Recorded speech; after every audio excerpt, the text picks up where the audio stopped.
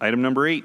Item number 8, proclamation remembering the Korean War. Stan Vanderwerf, Commissioner, Board of County Commissioners. Commissioner Vanderwerf.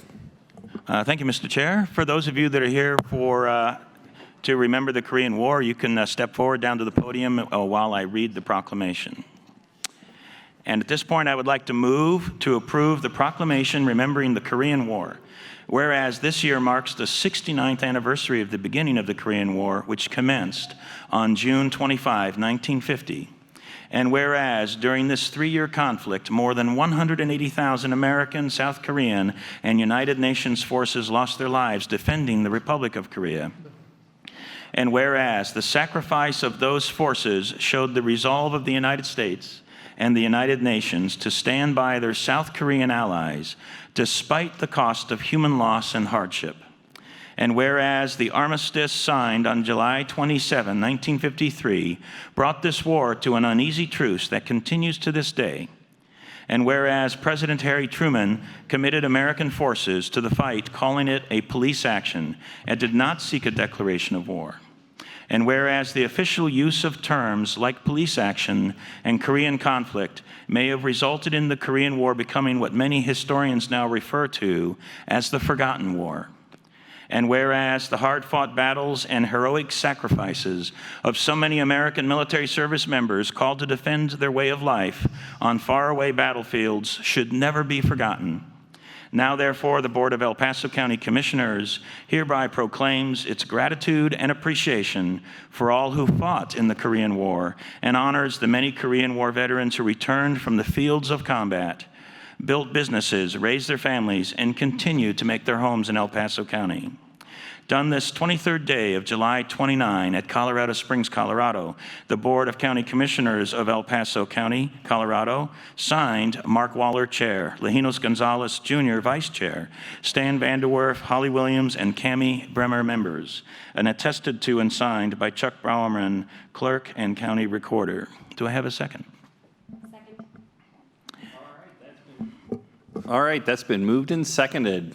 Sir, the floor is yours. And if you could, if you're going to speak on behalf of this resolution or proclamation today, please just state your name, sign in, and then you can begin your testimony.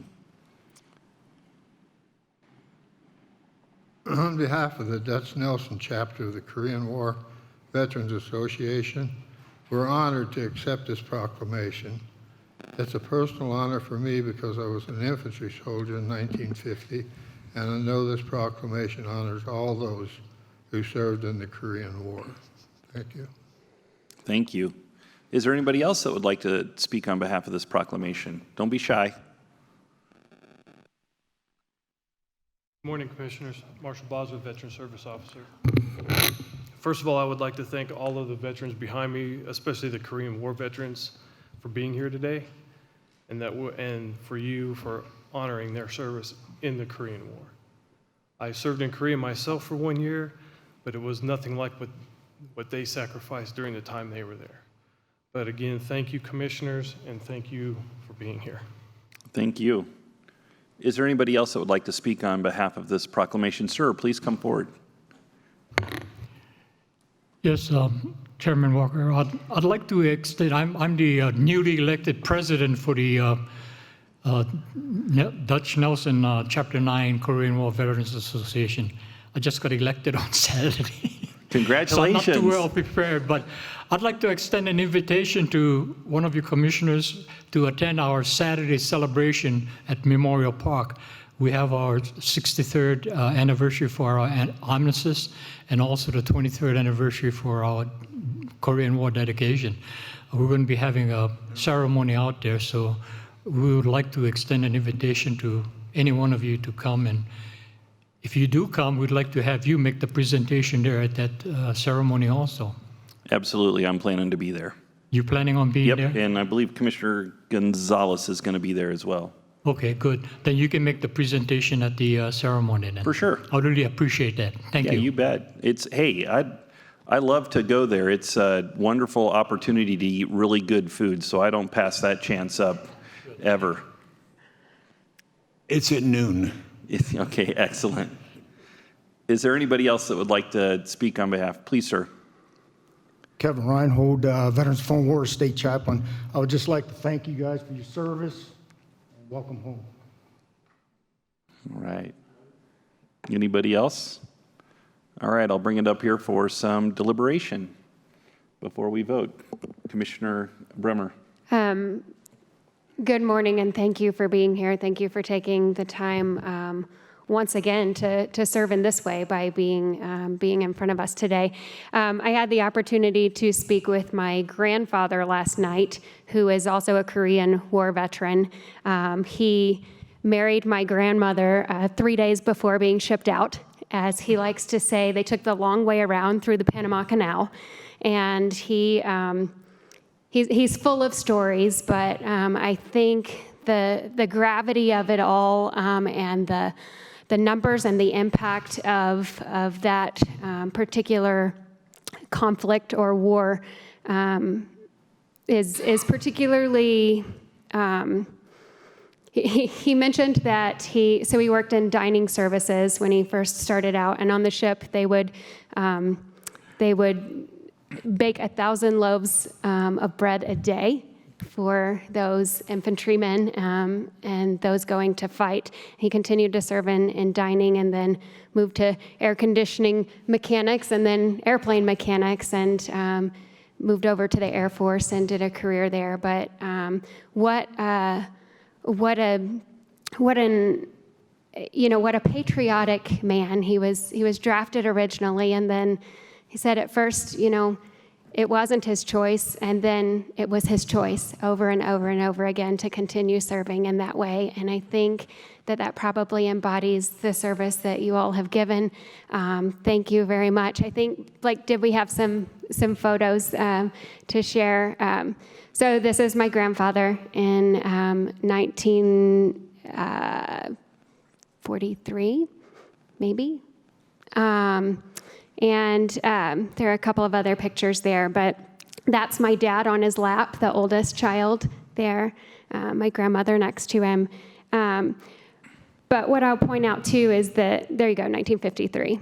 And he loves bunnies to this day, but he found those bunnies in Korea and somehow picked them up and was holding them. To not ramble anymore, the other thing he mentioned is that when the agreement was met and on the way back, he and a few of his comrades did stop on the way back and climb Mount Fuji. And he said, it's a tough task, but it was nothing compared to the year that he spent in Korea. And that he said climbing a mountain like that was really fun after where we had been. And so it's amazing. All of you have served.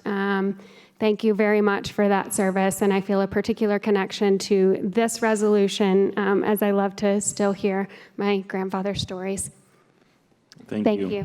Thank you all so much for your service to our country. I mean, we talk about it all the time that people go fight foreign wars so the rest of us can be free here, and nothing truer could be said. And I think that's, in some ways particularly true about the Korean War, and I think that's what we should call it. It was a war, certainly, but I think the one thing I think that we tend to lose a little bit of sight of today as we reflect back on history, it's because of the people fighting this war, I think, that ultimately led to the end of communism across the globe. And I think that that's obviously been a very great thing for not just the security of the United States, but certainly for many of our allies across the globe, and for the globe obviously as a whole as well.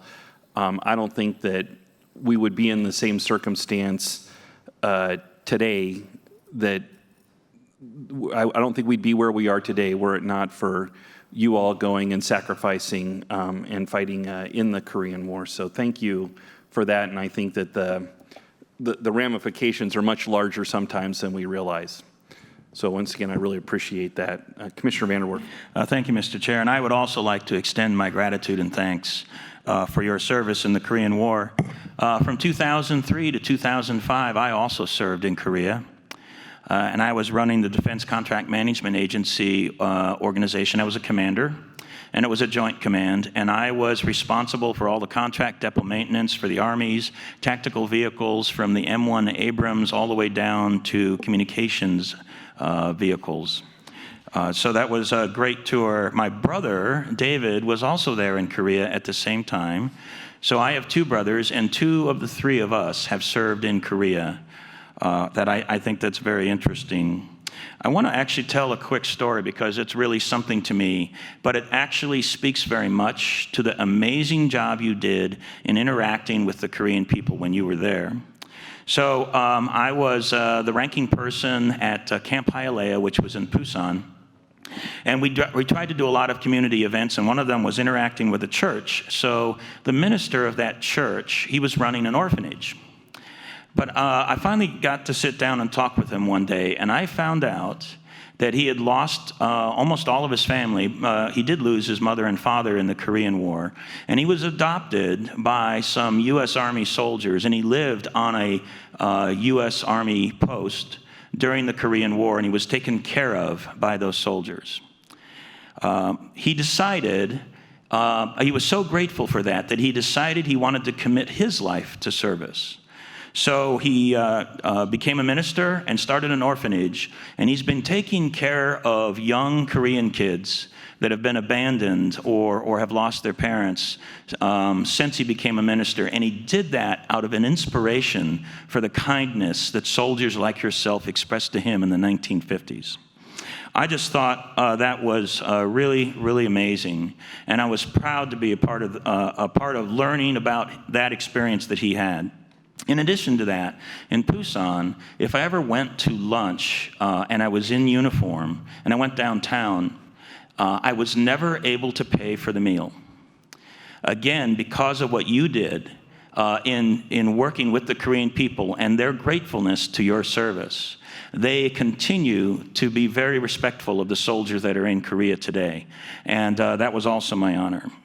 Now, I have to express an apology. I cannot go to your event on Saturday because I'll be traveling to Oostburg, Wisconsin, to bury my uncle Deloyd. This is my mom's brother, Deloyd Hesselink. And he also served in Korea, and he served during the Korean War. And we're going to bury him in Oostburg, Wisconsin on Sunday with full military honors because of his service. And he was just a trooper like so many others were, served in the Korean War, and then got out and then lived his life here in the United States. But I tell you, I'm honored to be there to honor him for his service, but also because he's my uncle. But I just want to again express my thanks for all that you've done, because I got to see, when I was in Korea, I got to see the work that you did in probably creating the best ally that we have, well, certainly the best ally we have in Asia, which is the Korean people. They love America. They align with us on just about everything, and it was because of your treatment, your kind treatment and humane treatment of the Korean people when you were there that caused that. So thank you again very much for that service. And that's my comments, and I appreciate it. Thank you. And Clerk to the Board, I don't know if we seconded that motion. Did we second it? Do we have a record of that? How about in case we didn't? I will second this resolution. Okay, thank you. All right, with that, I will call the roll. Commissioner Bremer? Aye. Commissioner Vanderwerf? Aye. Chair votes aye. That passes unanimously with Commissioners Gonzalez and Williams excused. We will stand in recess for a picture.